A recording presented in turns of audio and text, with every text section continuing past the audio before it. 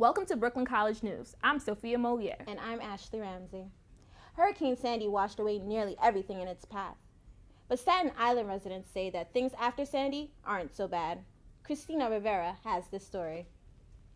Hurricane Sandy devastated homes in Staten Island, and I'm currently standing in one of them.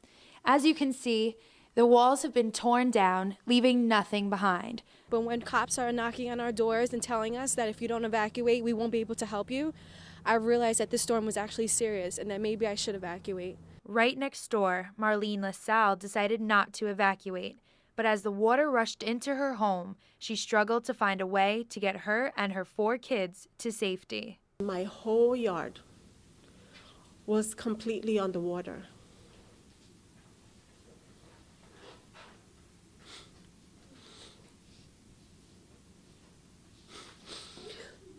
So I told them, I started screaming to run up the stairs because I didn't know. I thought they were going to die. Afraid for her children's lives, Marlene describes October 30th as a day that could have been her last. I had to break out the window, and I severed my arm really bad, but at that point, you don't feel anything. And we started to run out. I ran upstairs with them to get them out. We started hearing like electrical wires popping and all, and lights flickering on and off, and I didn't know what to do because at that point, my husband still wasn't home. And I was afraid that something was going to happen to him too, and I didn't want to lose, I just felt I didn't even know what to do. Thankfully, the LaSalle family is okay. But when Melanie returned home, she witnessed something unforgettable. Down the block from me over there, 6 people passed away. They drowned. And I was here the day that their bodies were taken out, and just to see them being wheeled in a body bag was heartbreaking because one of the body bags was really little, so I knew it was a child in there. Less than a mile down Midland Beach, hundreds of homes were destroyed, including that of the Laurie family. As far as into storage, it's at least some of the stuff that you were able to salvage is safe somewhere else. And as far as the rest of your property and pictures and belongings and such, just to see it all, bagged up and just garbage bags and such and put out it's hard. It's devastating to throw away everything.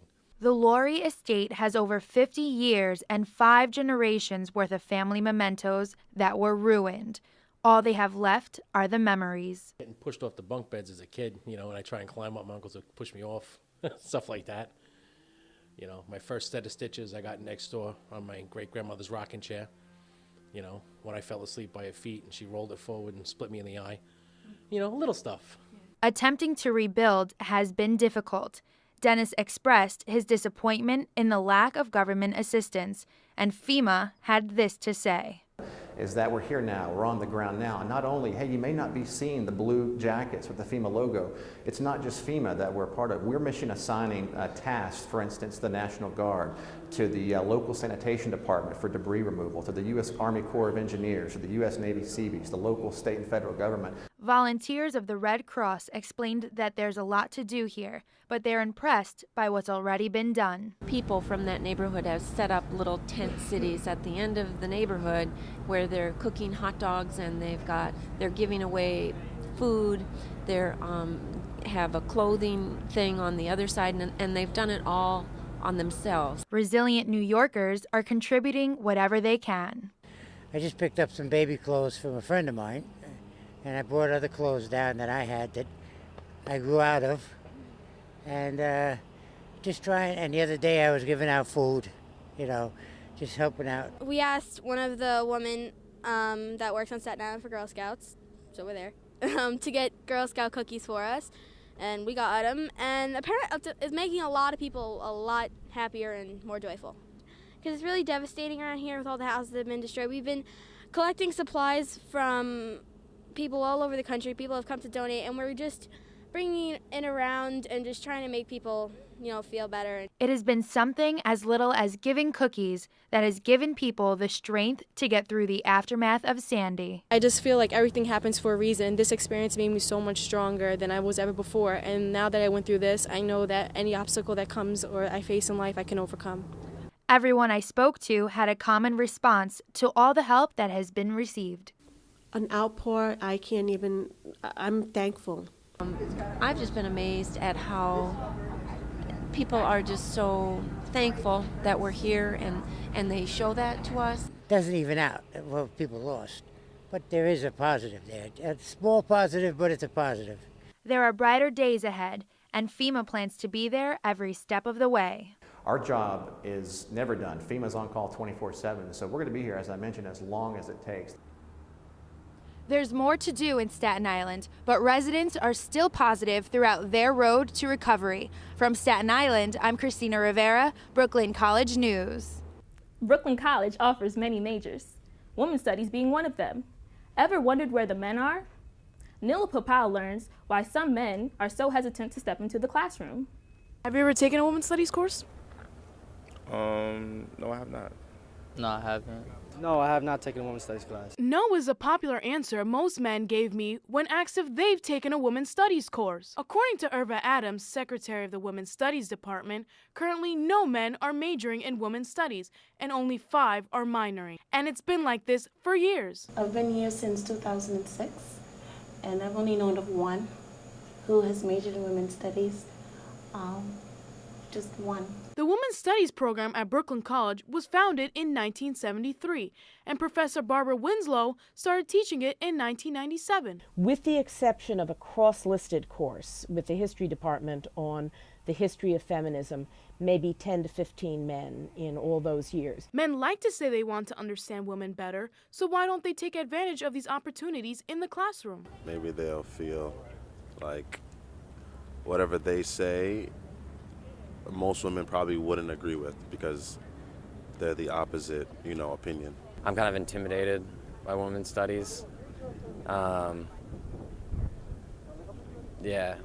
feel like it would be something that would kind of get over my head, and I'd be a man in a women's studies course, so it'd be like everyone would kind of give me the evil eye, like, what are you doing in here? Some of the core themes of the women's studies courses might be uncomfortable for men to address. The idea of being one man in a class of 35 women, where you're discussing issues such as rape and abortion and sexuality, can make many men very uncomfortable because they're very used to being the dominant one. Taking that first step into a women's studies class can be tough, as it was for one man who gave the intro class a chance. In the beginning, it was kind of rough because, they were all expecting me to follow the usual lines of there's more girls than guys, so you better say what we want to hear or else. Male avoidance of women's studies classes is a global phenomenon, according to Professor Alessandro De Maio. In Italy, where I taught Intro to Women's Studies before, I think I rarely had one man in the class, and classes are much bigger,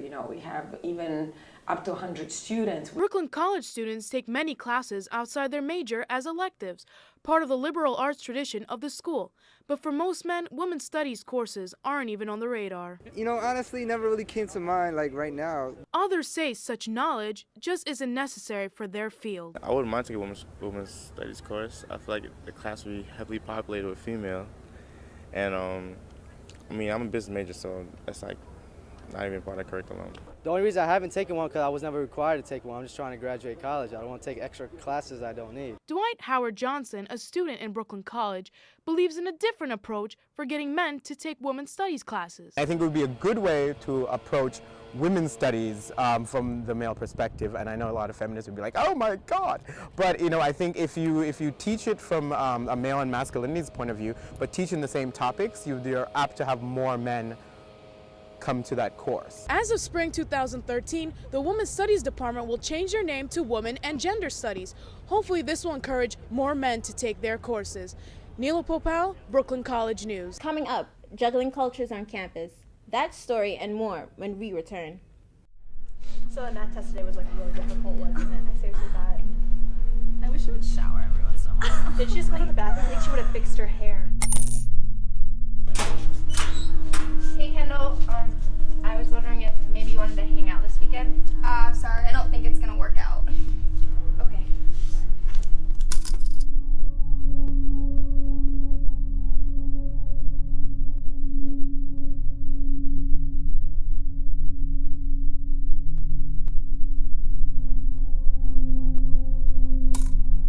Hey, I heard you asked out Kendall. I didn't know you liked girls.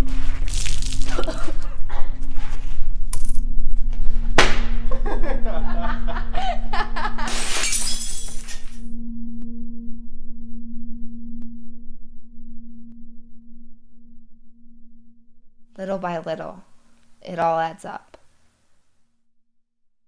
Brooklyn College has one of the most culturally diverse campuses in the country.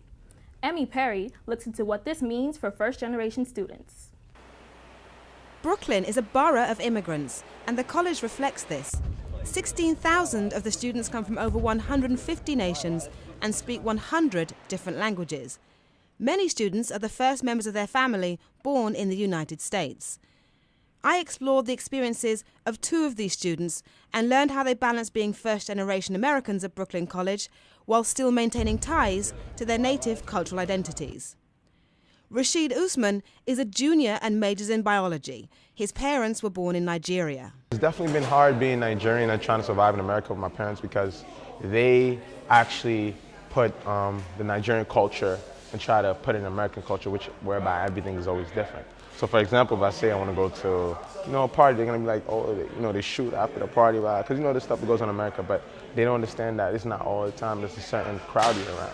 Rashid is well known around campus and always makes sure he is involved in student activities. I work in the school, I'm supervising the student center, I also have a radio show, I'm on the part of the cheerleading team, I'm also part of the West African Club, I'm also part of HASA. Biology is not the first major that comes to mind when you meet Rashid. Actually, it was influenced by my parents, but as time came on, it was something I loved and it's something I really wanted to get into. Helping people is one of the best things I wanted to ever do. If you notice any other Nigerian, they'll tell you they're actually doing a science major, or they're actually a bio major or chemistry, or maybe they're actually doing law. My parents definitely want to accept a major in media. But media is something I actually do on the side, but I just want to have the major, the major biology diploma down and, chase a career in medicine, because media is always going to be there. Immigrants who have moved to America often do so to create greater opportunities for their families, and the pressure to succeed can sometimes be felt by their children. Meet David Zeng. If his parents had their way, he'd be pursuing a different career. They Asian, so obviously they want me to be like a doctor and a lawyer and stuff. So right now I'm a theater major. I also try to take courses in writing as well because I want to be a writer as well. So. Despite his parents' reservations, they hope David can still excel in his chosen profession. My parents, since I was born here, they have a lot of expectations for me. Oh, you're born here, you should know a lot of stuff that we don't, or you should get much, much, much further than us. David grew up in the Bronx and mainly speaks Chinese at home. At school, however, he struggles to relate to other Chinese students. It's never easy for me to assimilate with the Chinese culture because I never hang out with Chinese people. I grew up in a predominantly black and Hispanic neighborhood, so that's the people that I could relate to, that's the people that I cling with, and that's the people that you would see me oftentimes with. I feel like if I chill with a Chinese guy, I got nothing to talk about, honestly. I guess natural for some people to, not some people, most people to gravitate towards what they know and what they're comfortable with. As the Assistant Director of Student Activities, Christina Haney works with about 70 different student organisations at Brooklyn College and believes it is particularly important for first-generation students to have cultural support while on campus. You come to college and that in itself is tough for everybody. So when you have people that you can relate to that are from the same place you are, they have family members who do the same kind of thing. It allows students to stay connected to their culture while also getting through that college experience. One example of these student clubs is the West African Student Association. I caught up with WASA President Adewale Olokoyode and he told me who they are and what they do. My club is aimed at, I would say, African Americans, Caribbean Americans, only because Africans know about Africa. I'm planning on teaching the students here where their ancestors came from and what was the norms back then, and try to incorporate it with their lifestyle now and see the similarities that we have between African, Caribbean countries, South American countries, and Africa.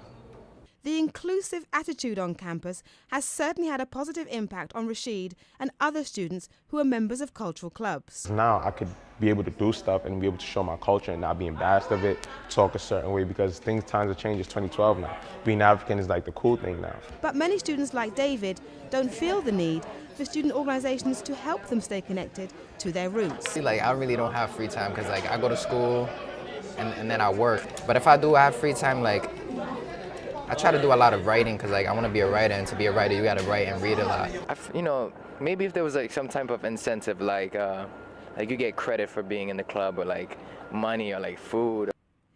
Crystal James believes that there is more that Brooklyn College could do to interest first-generation students like David. They do try, and I do applaud them for that, but they can do a little bit better with, I guess, the budgeting, because, you know, clubs do need money to help promote their club, and money is a big issue. Every year around April, each student organization has to submit a budget packet for next year. And what that asks is, what events did you do? You know, where did your money go? How active were you? If you don't submit it, you might end up getting $0 or like $200. Despite their differences in opinion, Rashid and David remain upbeat about representing all sides of their heritage, both on and off campus. And, like, being first generation makes me proud that, like, I've gotten this far, because, like, there's something, like, special to it, I guess, because you know a little bit of both sides more. As the school year comes to a close, Brooklyn College can look forward to a new diverse group of freshmen arriving in 2013. According to David and Rashid, they can feel confident in finding a welcoming campus where all students are accepted, no matter where they come from. Everyone accepts me. I could go African style, I can bring out my African accent, sometimes people love it. Talking my American accent, just people love it. So I just thank God people appreciate me more, and I don't have to be a certain way for people to like me. I just have to do what I normally do, and then people just love me for who I am. Nigeria all day. I'm Nigerian for life, man. Nigerian all day. This is Emmy Perry reporting for Brooklyn College News. Holiday shopping and advertising. How do they relate? Jonathan Perriente has this report. I am a more active shopper during the holiday season. I mean, I like bargains, I like sales. I actually shop at thrift stores. I'm always on a sale rack. I'm always like trying to find like something that's in my budget but also cute, good quality. It is that time of year again where holiday shoppers are bombarded by advertisements to buy, buy, buy. Well, like the 2-for-1 sales, and you know, when you feel like you're not spending as much as you're actually spending. How far do shoppers really go to get these deals? As a consumer, like I'm always like there at 12 o'clock in the morning and I gotta get this sale, I gotta see what's there. So I know it's gonna be a rush, I know it's gonna be busy, I know it's gonna be a headache, but it's gonna be fun too, and the day should go by fast. Funds are pretty limited, but this is a time where you splurge. You know, you may even put yourself a little further in debt to get that gift for that special someone.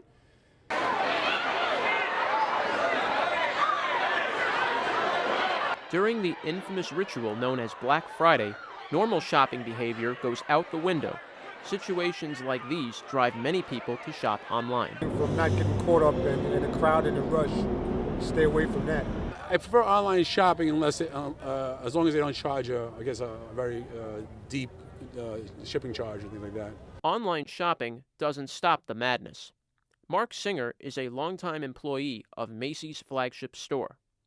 He knows how companies pull in consumers. Some of the commercials you see leading up to Black Friday. Oh, this is gonna be on sale. That's gonna be on sale. You know, I think the media has a lot to do with the hype of Black Friday. You know, they advertise for Target, they advertise for Macy's, they advertise for Best Buy, they advertise for anything you can imagine.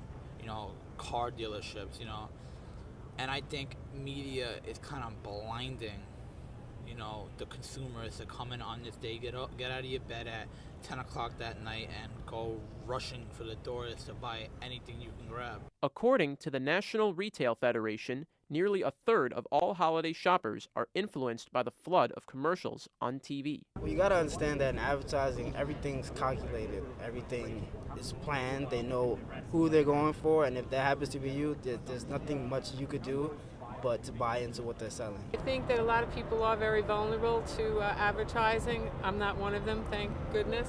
But I think that, I think the inundation of television advertising It just gets people thinking that they need things that they don't really need. And even if you avoid television, you can't get away from holiday advertisements. Companies have added social media to their bag of tricks, and it seems to be working. Nearly 20% of consumers keep track of retailers' Facebook pages. Like at American Apparel, we tweet and we make sure we're always posting on Facebook the new deals that we have. There are many ways to avoid the temptation of advertising and the chaos that comes with it. It's more about picking what you want, knowing what you got to get before you get there, so you beat the crowds and stuff, and budgeting, not going crazy on TVs and stuff. In times like these, it's important to remember what the holiday season is all about. Quality time spent with loved ones. It's the gift that keeps on giving. Jonathan Perriente, Brooklyn College News. Thanks for joining us on this episode of Brooklyn College News. I'm Sophia Moliere. And I'm Ashley Ramsey. Happy holidays.